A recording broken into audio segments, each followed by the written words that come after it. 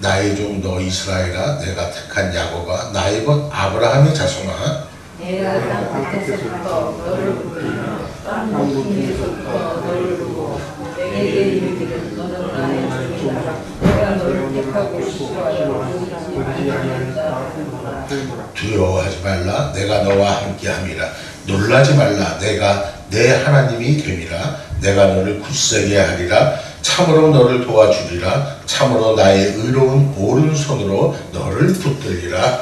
보라 내게 너와 동자들이 수치와 영광을 받을 것이요 너의 같은 자들이 앞으로 가는 것을 칠 것이며 멸망할 것이다. 내가 찾아도 너와 싸우던 자들을 만나지 못할 것이요 너를 치는 자들은 아무것도 아닌 것 같고 허무한 것 같이 되리니 이는 나 여호와 너의 하나님이 내 오른손을 붙들고 내게 이르기를 두려워하지 말라 내가 네가 너무리라 할 것이다.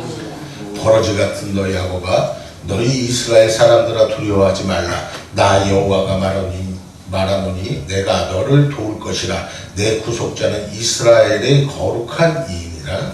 보라 내가 너를 위하여 칼로 단짝 기록을 삼으니 내가 산들을 쳐서 부스러기를 만들 것이며 작은 산들로 펴같이 할 것이다. 다 같이요. 내가 그들을 까부른즉 바람이 그들을 날리겠고 회오리 바람이 그들을 흩어버릴 것인데 너는 여호와로 말미암아 즐거워하겠고 이스라엘의 거룩한 이로 말미암아 자랑하리라.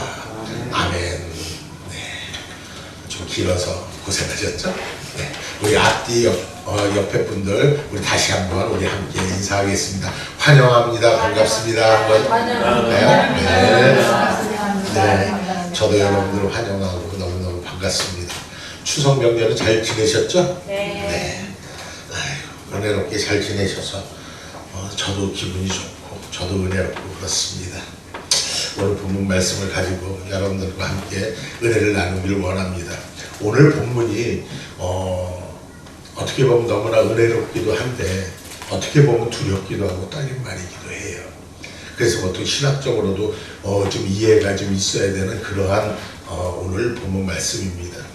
좀 쉽게 이해가 될 수 없기 때문에 여러분들에게 한번 좀 풀어서 말씀을 드리기를 원합니다. 우리가 살아가는 동안에요, 가만 보면 전쟁이 있어요. 재난도 있고 질병도 있고 자연재해도 있습니다. 많은 고통의 연속으로 우리는 시달립니다. 내가 원하든 원하지 않든 실패가 있고 질병이 있고 그 외에도 많은 고난 속에서 우리가 시달리고 있는데 한번 물어보시기 바랍니다. 이건 누가 하는 것입니까? 누가 이러한 힘들고 어려운 일을 주도하느냐 하는 것입니다. 이 고난은 결코 우연이 아니라는 말입니다. 이 고난은 하나님께서 우리에게 주시는 거라는 것을 우리는 잊지 말아야 한다는 것입니다. 그 무엇 때문도 아닙니다. 하나님께서 직접 주시는 거라는 거예요. 직접 주시는 시련이다. 그러니까 하나님께서 고난을 주시면서 우리에게 말씀하시는 겁니다. 두려워하지 말라, 놀라지 말라. 한편으로 생각하면 얼마나 좀 우스운 얘기입니까? 힘들게 고난도 주고 시련도 주고 환난도 주고 어려운 걸 막 주시면서 두려워 마라, 놀라지 마라, 이렇게 말씀하십니다. 하나님께서 우리에게 고난을 주시면서 두려워 말라, 놀라지 말라 하고 말씀하시는데 이것은 하나님 자신이라는 것을 절대로 말씀하시거나 잊지 말라고 하는 것이 아닙니다. 하나님 자신을 드러내고 계시다는 겁니다. 고난을 주시면서 말씀하는 거예요. 두려워 말고 놀라지도 말라. 마틴 루터라는 사람이 있잖아요. 우리가 잘 아는 종교개혁자. 이 마틴 루터가요, 이 마틴 루터의 신학을 가만히 좀 살펴보고 더 깊이 들어가 보면 이 마틴 루터의 신학을 깊이 들어가서 보면 그 핵심은 다른 데 있지 않다는 겁니다.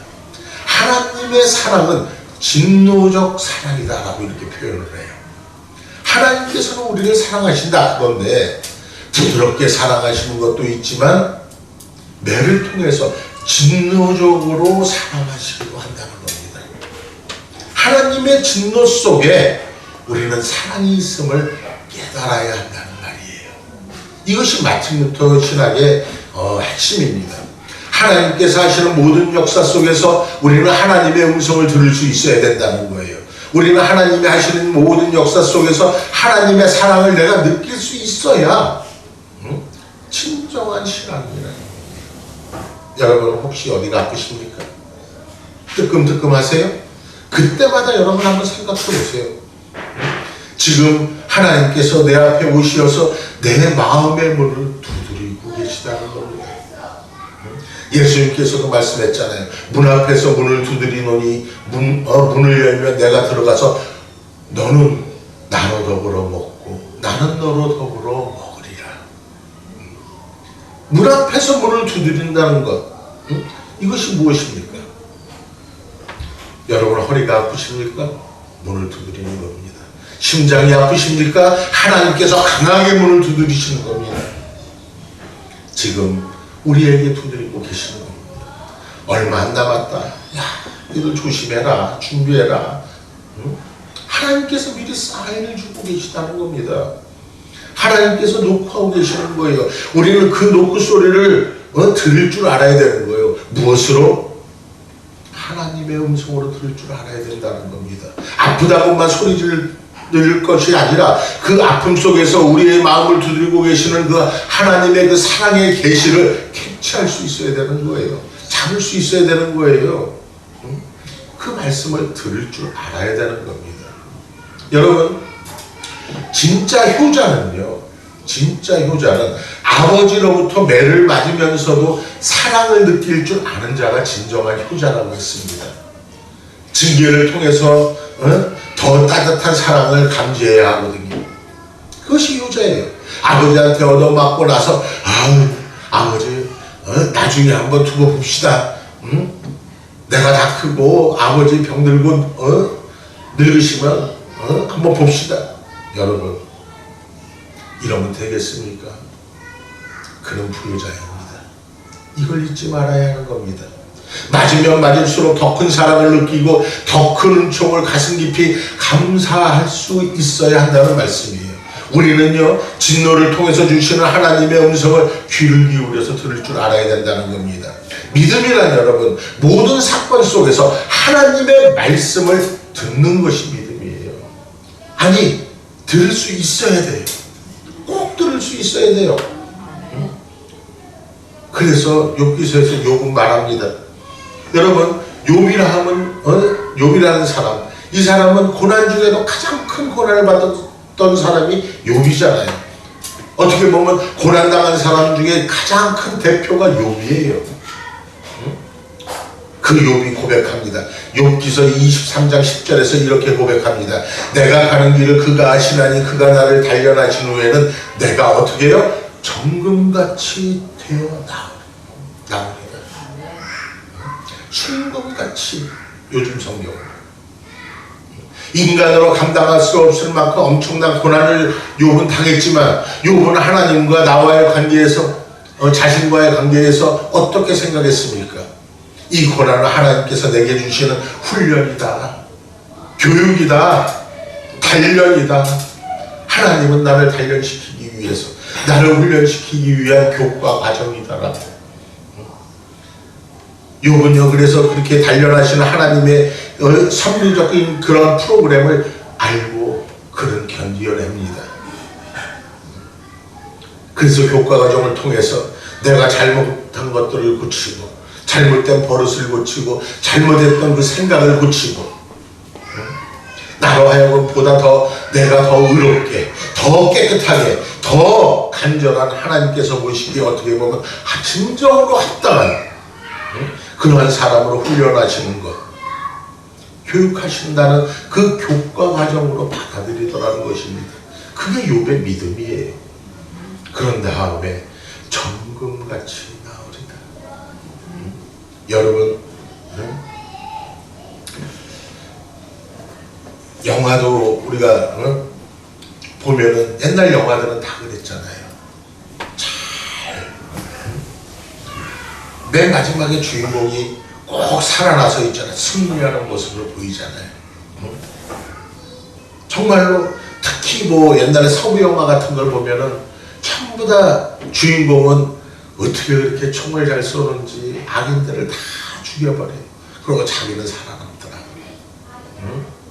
그런데 요즘 영화들을 보면은 뭐 실존주의가 있고 뭐 마지막에 가서는 그 사람이 죽어야 뭐 감동이 있다 그래 주인공을 마구마구 죽이는데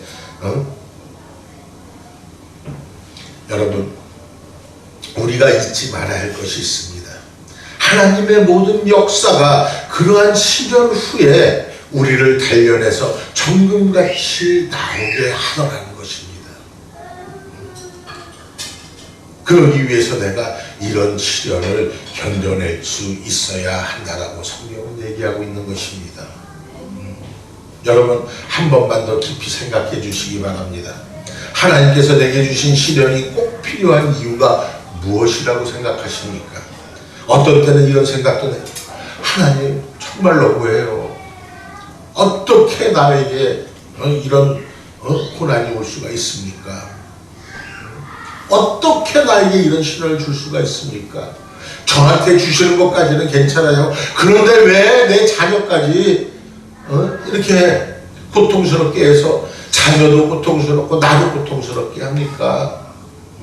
우리 이런 원망하면서 그렇게 기도하잖아요. 너무하지 않냐고. 너 이런 고난까지 내게 주시지 않아도 되는데 도대체.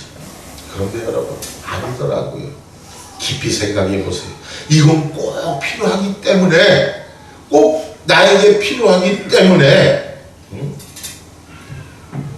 나에게 주시는 고난이라고 받아들일 수 있어야 된다는 것입니다. 왜요? 내가 게으르거든요. 이것은 꼭 내게 필요하거든요.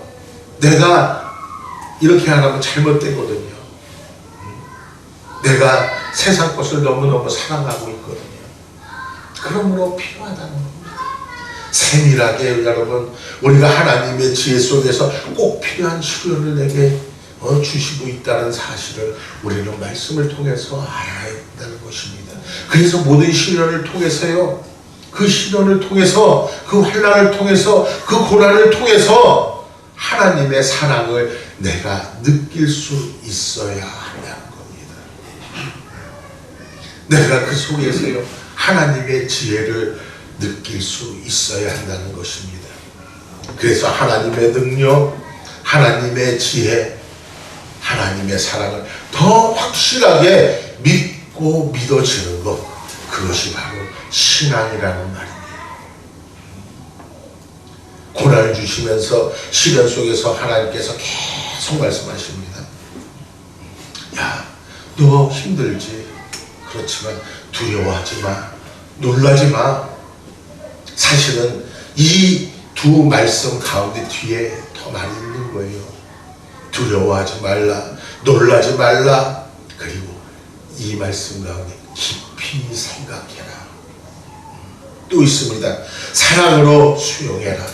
감사함으로 그 시련을 받아들여라. 이 말씀이 두려워하지 말라, 놀라지 말라 들어있는 뜻이라는 겁니다. 이 시련을 감사하게 받아들여라. 여러분 그리스도인과 비그리스도인의 차이가 무엇인지 아십니까? 그리스도인은 아무리 실패하고 넘어지고 엎어지고 자빠질지라도 반드시 일어난다는 겁니다. 그러나 비그리스도인은요, 그들은 한번 쓰러지면 절대로 일어나지 못하더라는 것입니다. 우리가 그것을 알아야 합니다. 오늘 본문에서는 그래서 좀 더 세밀하게 말씀하고 있는 것입니다. 나의 종이라고 말씀하고 있습니다. 나의 종 이스라엘아. 종이라고. 생각하면 어떻게 좀 종이라고 그러니까 좀 비참한 것 같지만요. 종은요, 주인을 잘 만나면은 그냥 헛껍데기 같은 그 양반보다 나은 거예요. 주인이 문제죠. 어떤 주인이냐? 종은 주인에게 좋은 것입니다. 왜냐? 주인이 모든 것을 책임져 주거든요. 이걸 잊지 말아야 합니다. 종과 주인의 관계에서 모든 것은 주인이 책임을 져주잖아요. 그러나 종은 책임을 지지 않습니다. 종은 그저 순종하고 기뻐하고 감사하면 되는 것이거든요. 책임은 누구에게? 주인에게. 하나님께서 책임지신다는 겁니다. 그러니까 이 종은요, 주인이 책임진다는 것을 믿고 살아가니까 평안하지요. 항상 주님께서 말씀합니다. 나의 종 이스라엘아, 너는 나의 종이다. 너의 운명은 내가 분명히 책임을 진다. 그냥 순종하고 따라오기만 해라. 택한 자라고 오늘 말씀에 나오잖아요. 택한 자라고. 우리는 나의 종 이스라엘아, 너는 나의 종이다.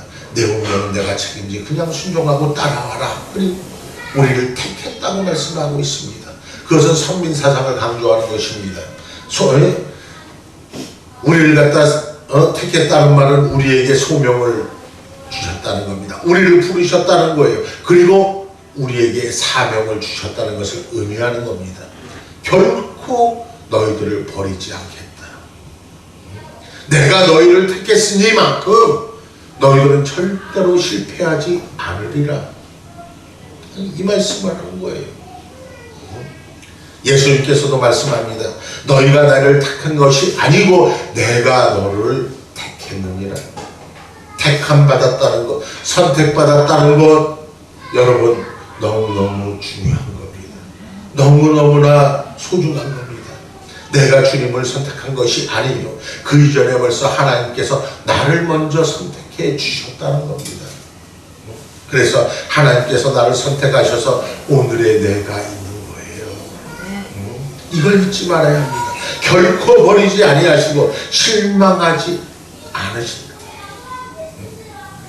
우리를 택했기 때문에 우리를 승리로 이끌어 주실 겁니다. 결국에는 우리는 최후의 승리자가 될 것이기 때문입니다. 또 하나님께서 소중하게 하나님의 뜻을 위하여 우리를 쓰시겠다는 그러한 말씀입니다. 우린 그것을 기억해야 합니다. 종이요 택했고, 그리고 이제는 하나님이 한술 더 떠요. 뭐라고요? 나의 벗이라고. 나의 벗이라는 것이 무슨 말씀입니까? 히브리 말로 말하면요, 오합이라고 그래요. 오합이. 이것은요, 깊은 사랑을 말하는 거예요. 오합이. 나의 벗, 나의 친구 아브라함. 오늘 성경에서 이 아브라함에게, 여러분은 믿음의 조상의, 여러분의 조상이 아브라함이잖아요. 그 말은 무슨 말입니까? 여러분도 하나님의 친구라는 얘기입니다. 여러분도 하나님의 벗이라는 말씀입니다. 그리고 친구라고 말씀하시면서 나무라기도 하시고 다정하게 대화하기도 하시는 그 하나님. 왜? 친구니까. 여러분, 하나님께서는 우리와 대화하십니다. 그렇죠? 어떻게? 그것이 바로 기도잖아요. 우리가 기도함으로 우리는 하나님과 대화를 하는 겁니다. 하나님께 우리가 말씀을 드립니다. 하나님의 말씀을 우리가 듣습니다. 하나님의 말씀에 우리가 응답합니다. 이렇게 서로 하나님과 대화를 나눈다는 겁니다. 이러한 관계를 성경은 나의 벗 이스라엘아, 너는 나의 친구다. 하나님은 이렇게 표현하셨다는 겁니다. 나의 벗이다. 아주 가깝다라는 거잖아요. 아브라함을 하나님께서는 친구로 대하셨습니다. 그리고 그 아브라함과 대화하시고 의논하시고 아브라함의 깊은 뜻 또한 하나님께서 헤아려 주셨잖아요. 그런가 하면 이렇게 말씀도 합니다. 나는 너의 하나님이다. 그러므로 놀라지 마라. 두려워 마라. 다만 듣기만 해라. 다만 순종만 해라. 그리하면 해피엔드. 행복하게 끝날 거라는 거예요. 마지막 승리는 너의 것이다. 최후 승리는 너의 것이다. 아무것도 두려워하지 말라. 최후의 승리는 내가 보장하마. 이렇게 하나님께서 말씀하시는 겁니다. 그러므로 선택받은 자 여러분들에게는 사명이 있는 것입니다. 여러분들을 택해서 부르셨고 여러분들에게 사명을 주셨습니다. 그 사명을 여러분들이 감당해내기만 하면 되는 겁니다. 그것을 감당하기 위해서는 항상 하나님이 여러분과 함께 해주신다는 사실입니다. 그것을 감당하기만 원한다면 하나님이 여러분과 항상 함께 동행해 주신다는 뜻입니다. 우리는 그것을 알아야 합니다. 선택받은 자를 통해서 하나님께서 이루시고자 하는 분명한 뜻이 있다는 것입니다. 그것을 이루기 위해서 여러분들을 선택하셔서 부르셨다는 겁니다. 그러니 놀라지 말고 두려워하지도 말고 어느 날 큰 유람선이 파손됩니다. 그래서 거기 타고 있던 사람들 거의 다가 죽어요. 배가 완전히 조각나고 산산조각나서 깨어지고 선원 한 사람만이요, 그 나무 조각 같은 그 배에 파손된 그 나무 그 하나를 잡고 며칠 동안을 헤엄치다가 무인도에 도착합니다. 다 죽은 가운데서 자신만 살아남은 거예요. 자기만 살아남았으니 도착해서 그 바닷가 해안에 있잖아요. 해안가에 무릎을 꿇고 하나님 앞에 감사 기도를 이 선원이 합니다. 하나님 감사합니다. 하나님 감사합니다. 저를 살려주셔서 너무너무 감사합니다. 그리고 돌아보는데 가만 보니까 무인도예요. 아무것도 없어요. 사람도 없고 동물도 잘 보이지도 않아요. 사람이 전혀 살지 않는 시간. 그러면서 점점 날은 추워집니다. 겨울이 가까이 다가오고 있었거든요. 하는 수 없이 이 선원은 나뭇가지를 꺾어서 움막을 하나 만드는 거예요. 그 움막을 만들어서 거기서 그 속에 들어가 잠을 자면서 겨울을 나겠다고. 그런데 어느 날 이 선원이요, 그 안에 있잖아 불씨를 이렇게 피워두었던 그 불씨를 간수를 잘 못해요. 그 불씨를 잘못 간수해서 그만 자기가 만들어 놓았던 그 움막을 홀랑 타버렸네. 그렇게 타버리니까 이 사람이 무릎을 꿇고 이제는 그렇게 감사했던 사람이 하나님을 원망하기 시작합니다. 하나님, 다 죽을 때 나도 꼴깍하고 그냥 죽도록 내버려 두시지 왜 저를 살려놓으셔가지고, 도대체 왜 나를 살려놓으셔가지고 나를 이 모양 이꼴로 만드십니까 하면서 원망하면서 하나님 앞에 기도합니다. 겨울나기를 위해서 움막집 하나 겨우 만들어놨는데 이것까지 불태워 버리시니 나는 어떻게 해야 합니까 하면서 원망합니다. 감사가 아닌 그 원망. 한참 원망하다가 이 사람이 잠이 들었습니다. 그때 큰 배 한 척이 가까이 옵니다. 반갑게 선장을 만나서 내가 여기 있는지 어떻게 알고 오셨습니까 하고 이 선장이 물으니까 당신이 여기에 있는지 없는지 내가 어떻게 알겠어. 이 섬 안에서 연기가 나고 큰 불이 나기에 무슨 일이 생겼나 해서 둘러보러 온 것뿐이요. 이렇게 말하더랍니다. 여러분, 이 움막집이 다 타버려야만이 살 길이 있다는 것을 이 선원은 몰랐거든요. 이 움막집의 이 불길이 자신을 살리는 불길이 될 줄을 누가 알았겠습니까? 이걸 알아야 합니다. 예수님께서는 풍랑 속에서 배 위에서 편안하게 주무셨습니다. 제자들이 호들갑을 떨면서 그러잖아요. 우리가 다 죽게 된 것을 왜 주님 안 돌아보십니까? 도대체 왜 안 돌아보십니까? 그렇게 하면서 불평할 때 예수님께서 말씀하십니다. 적게 믿는 자여 어찌 의심하느냐. 풍랑이 있을 수도 있고 없을 수도 있는데 왜 네가 왜 걱정을 하느냐.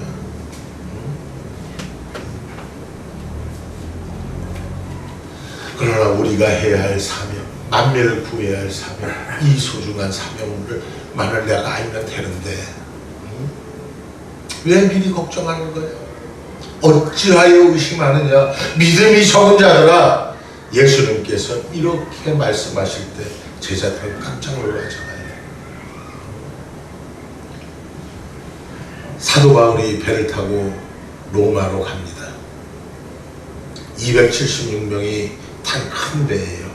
가다가 어떻게 되던가요? 그 배가 파손하잖아요. 풍랑을 만납니다. 그래서 이제 다 끝난 것처럼 생각했는데 하나님께서 사도 바울에게 말씀하잖아요. 어떻게? 너는 로마 황제 가이사 앞에 서야 할 것이다. 네가 서기 위해서 이 배는 분명히 무사할 것이다. 너와 함께 가는 그 사람들 276명의 그 사람들도 다 무사할 것이다. 네가 로마에 가서 복음을 전해야 하기 때문에 이 배는 무사할 것이다. 여러분들이 잘 아시는 문호 중에 괴테라는 사람이 있습니다. 괴테는 시인이죠. 이 괴테는요, 행복한 사람의 5가지 조건이라는 것을 말씀하고 있습니다. 첫째는 지난 일에 연연하지 않는 것이 행복한 사람의 첫 번째 조건이라는 것입니다. 지나간 일은 지나간 일일 뿐이다. 잘한 것도 지나간 일이요, 못한 것도 지나간 일이요. 지나간 일에 연연하는 사람이 그 사람만이 바보라는 겁니다. 연연하고 집착하고 과거에 그 사람은 바보라는 거예요. 이미 지나갔기 때문에 어떤 결과가 오든 모든 것은 그건 그대로 당할 것이지, 이제 와서 그것에 연연한다고 해서 달라질 것은 아무것도 없다라는 것입니다. 지나간 일에 연연하지 않는 것이 바로 첫 번째 행복의 비결이다. 두 번째, 작은 일에 화를 내지 않는 것이다. 왜? 큰 일을 생각하기 때문에, 큰 것을 생각하기 때문에 작은 일에 연연하지 않습니다. 이런 사람이 행복한 사람이라는 겁니다. 그리고 세 번째는 현재의 인생은 현재의 연속이므로 현재를 즐기라는 것입니다. 오늘 당하는 하루하루의 사건이 중요하다는 것입니다. 그 의미를 깊이 생각하고 즐길 줄 아는 자가 행복한 사람이다. 그리고 네 번째, 사람을 미워하지 말라는 것입니다. 사람을 미워하지 않는 사람이 행복한 사람의 네 번째 조건이라는 겁니다. 사람을 미워하면 결국에는 세상을 미워합니다. 여러분, 사람을 미워하고 세상을 미워하면 마지막에는 어떻게 되는지 아세요? 결국에는 자기 자신을 미워하게 되더라는 겁니다. 자기 자신을 미워하게 돼요. 그러므로 사람을 사랑하라. 그리고 세상을, 하나님의 세계를 사랑하는 것이 바로 행복한 사람의 비결이라고 하는 겁니다. 그리고 마지막 다섯 번째, 최선을 다하고 미래는 하나님께 맡기라는 겁니다. 최선을 다한 후에는 하나님께 모든 것을 맡겨버리라는 겁니다. 아주 중요한 거예요. 여러분, 미래의 일까지 미리 걱정할 필요 없어요. 어떤 사람들은요, 앞에 있을 있잖아요, 미래의 일까지도 가져다가 머리 싸매고 그것으로 고통받고 있는 사람들이 있어요. 걱정해본들 여러분, 별일이 있던가요? 아무 소용없잖아요. 미래는 여러분 하나님께 맡기는 것입니다. 내 건강도, 내 사업의 미래도, 나의 모든 운명조차도 하나님께 깨끗이 맡겨버리고 하나님의 천국만 기다리면서 조용히 순종하는 사람, 그 사람이 가장 행복한 사람이라고 독일의 대문호 괴테는 그렇게 말하고 있습니다. 여러분, 세상에는 미래를 걱정하는 사람들이 많아요. 죽을까봐 걱정하고, 병이 들까봐 걱정하고, 실패할까봐 걱정하고. 그런데 걱정한다고 뭐가 달라지던가요? 아니요. 미래는 오직 하나님의 손에만 달려있다는 사실을 우리가 알아야 한다는 것입니다.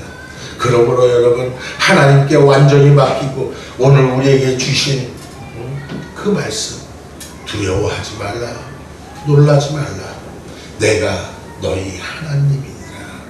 이렇게 하신 그 말씀 그대로 그 말씀에 순종하고 온전히 맡기고 그 영혼이 자유할 때 그에게는 행복도 있고 성공도 있고 지혜도 있고 능력도 있게 되는 것입니다.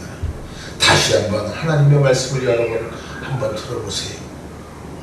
많은 고난 속에서 우리는 이 음성을 들을 수 있어야 되는 겁니다. 두려워하지 말라, 놀라지 말라. 내가 내 하나님이 됨이니라. 네.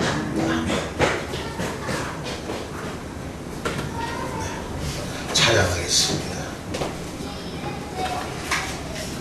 아무것도 두려워.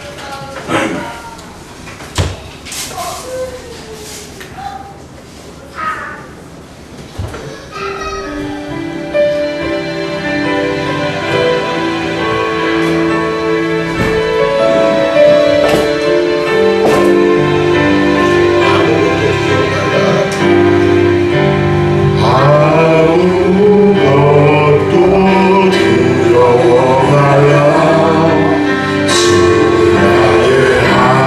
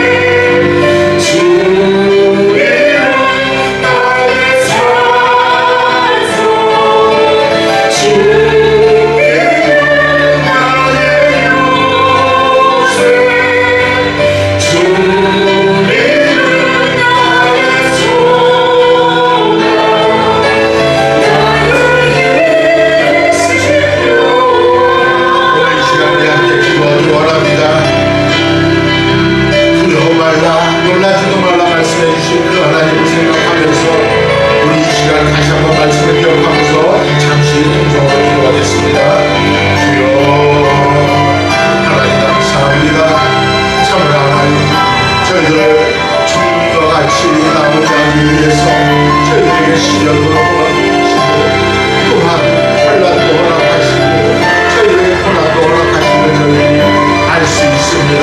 저희들이 고난이 올지라도 감사할 수 있게 하시고 그 중에서 저희들이 하나님의 음성을 들을 수 있는 믿음 또한 더하여 주시옵소서. 그 믿음 붙잡고 다시 한번 감사와 영광을 돌리게 하여 주시옵소서. 모든 것이 주의 은혜임을 알게 하여 주시옵소서. 오 주의 거룩하시고 내놓으신 아버지 하나님, 오늘도 은혜 가운데 거룩한 성일을 보내고 있습니다. 이 성일 참으로 아버지 하나님이 귀한 성일임을 저희들이 알게 하시고 다시 한번 하나님의 말씀을 기억하면서 한 주간을 살아갈 수 있도록 주님 인도하여 주옵소서. 어떤 시련이 올지라도 환난이 올지라도 고난이 올지라도 두려워하거나 놀라지 않는 당당히 맞서서 이겨낼 수 있는 힘과 능력을 주께서 주심을 알고 저희들이 당당히 이 세상을 향하여 나아갈 수 있는 믿음을 더하여 주시옵소서. 예수님의 이름으로 기도하옵나이다.